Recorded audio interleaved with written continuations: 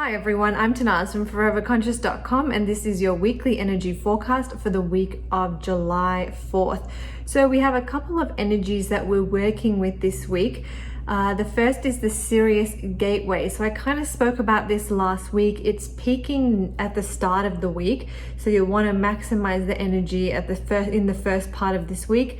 But basically the Sirius Gateway is when our sun aligns with the star Sirius, which happens at this time every year. We feel this energy probably up until the 7th, but it is strongest on the 4th and 5th. So those are the days you really want to maximize this beautiful high frequency energy.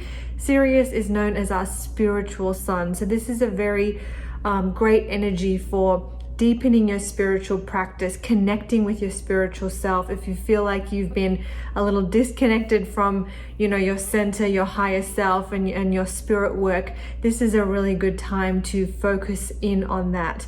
And to tune into these beautiful healing high vibrations that come when the sun aligns with Sirius. So that energy is what we're leading into this week with, and then by the end of the week we are working with the energy of the Cancer new moon. This falls on July 9th, 10th.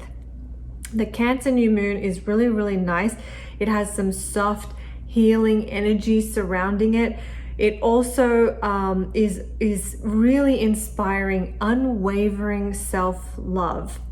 Now, there's a couple of things with this new moon. One is that it really offers a fresh start, a fresh beginning.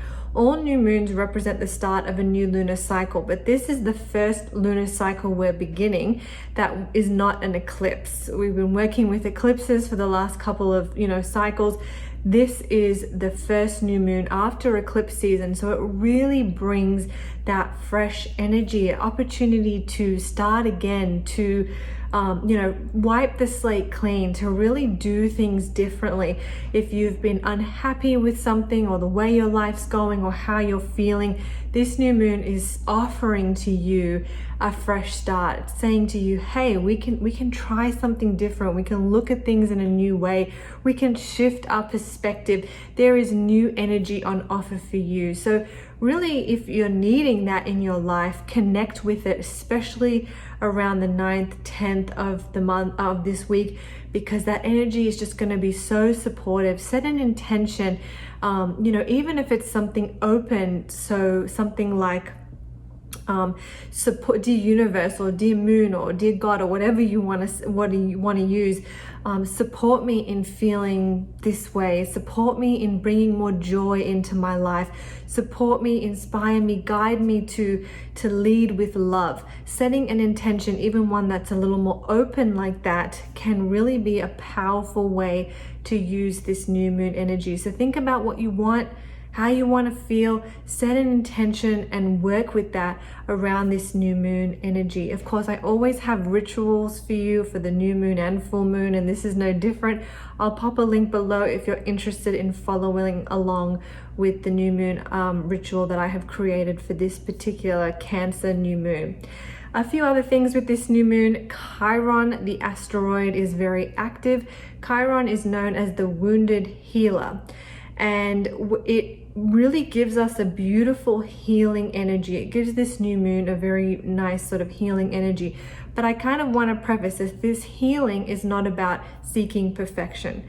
It's really about seeking wisdom from our wounds and then using that wisdom to guide us forward.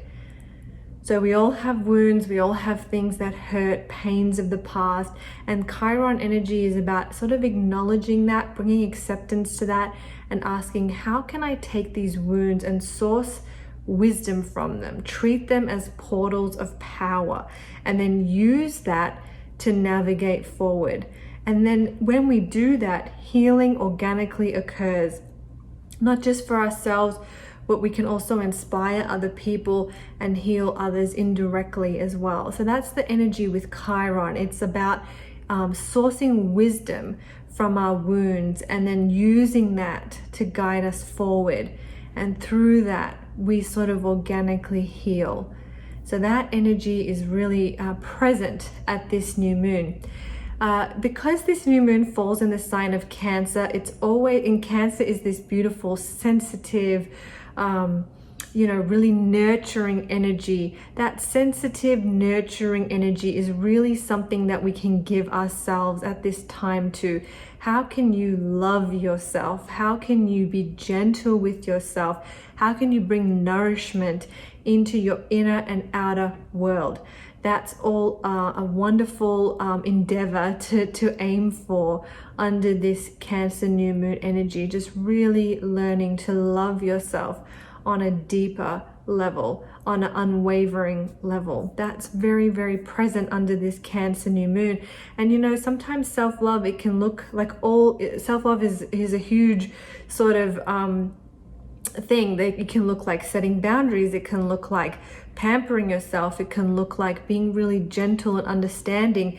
It can look like giving yourself time and patience and being kind and compassionate towards yourself.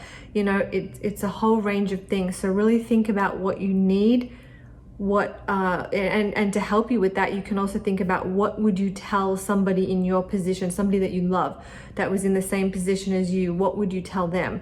That's usually good advice for ourselves as well. Sometimes it's hard for us to follow our own advice, but if you take your situation, imagine it's someone you really, really love that's going through that situation. What would you tell them?